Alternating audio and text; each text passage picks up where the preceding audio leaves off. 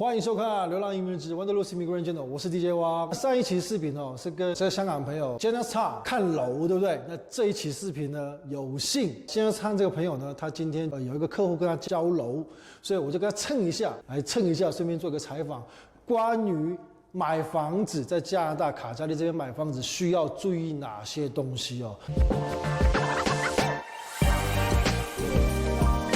那我们有幸再度的邀请这边的专业律师加经理加service advisor 汽车 service advisor 多才多艺的朋友有幸邀请他，然后再做一个采访关于这边买房子要注意什么东西呢？来，我们来看一下 Jenna Chan 来，嗨，大家好Jenna， 好久不见了，好久不见，一年没见了，差不多一年了，新年一年不见了，对，一年不见了哦。好，要跟我的观众朋友打一下招呼啊。大家好，欢迎收看。想要就是这个问题是我自己也想问的，如果在这边买房子那有什么需要注意的？新房子要注意的就是之前也去过销售中心，从销售中心开始的时候，我们就要看它的合约，它的合约里面到底是什么时候交房，交房的这个所有的配置是怎么样，先要有一个详细的了解。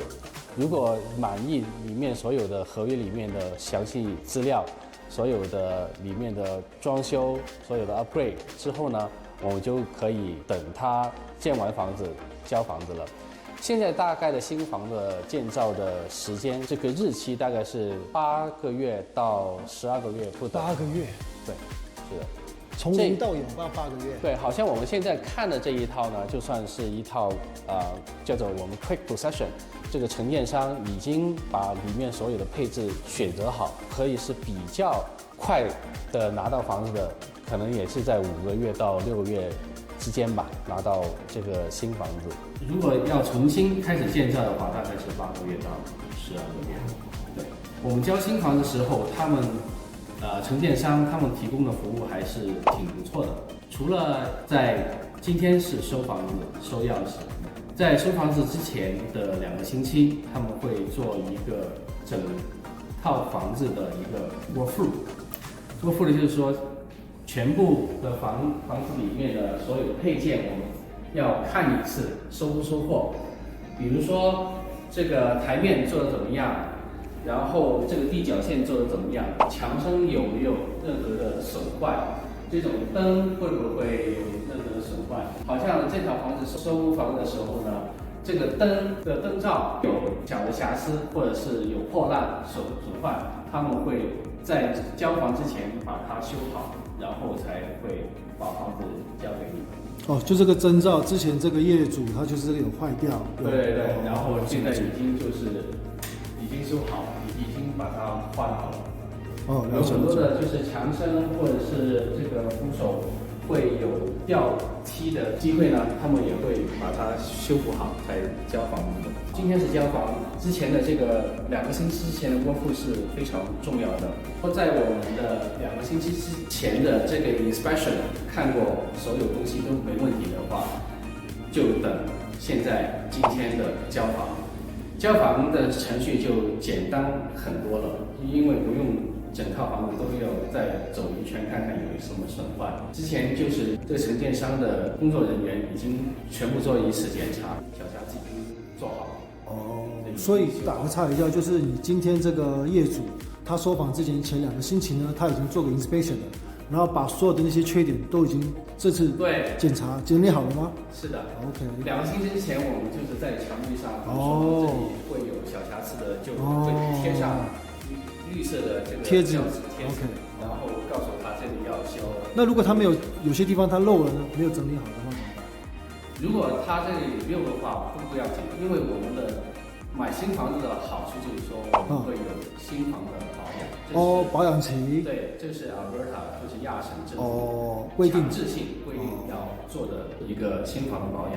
新房保养会分1年、2年、5年、10年，总共这个新房保养是10年，但是它1年是保所有里面所看得到的东西，就是包括油漆、墙顶、灯，电器、水电、煤气的。他给你修好，假设坏掉了，给你修好，还是直接换一个新的给你？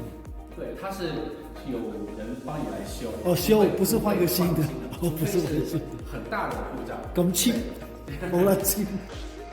새끼가 뒤질라고 어디다 대고 OK， 好。因为他们如果要再搬下去，是走楼梯下去，再搬上来，其实是花的时间和精力都会很长，而且好的会影响这个住客嘛。过来修可能就是几个小时而已。哦，这很快了。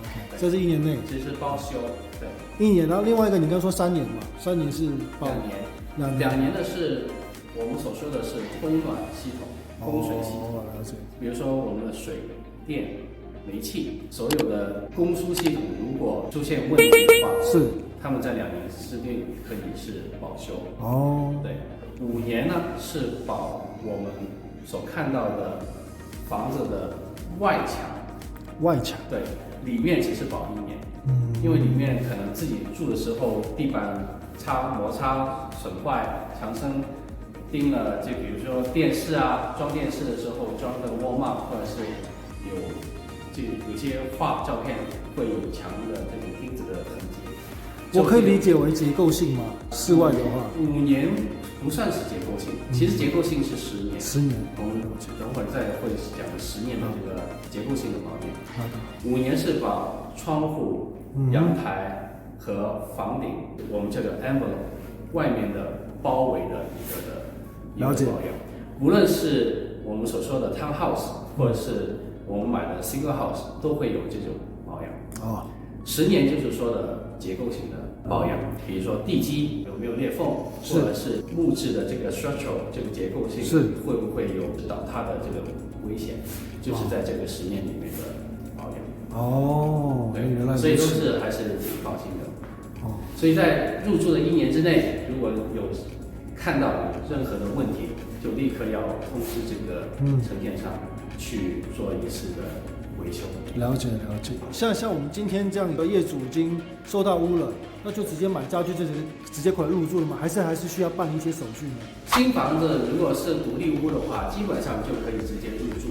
啊，对，是。当然就是说现在这个是一个 townhouse， 其实也可以直接入住，但是在 townhouse 的入住之后呢，因为 townhouse 会有管理费的产生，是，所以业主必须要记得去申请这个管理费，就是 condo fee， condo fee， 对 condo fee， 哦，是要自己去申请，对，要交给这个 condo management。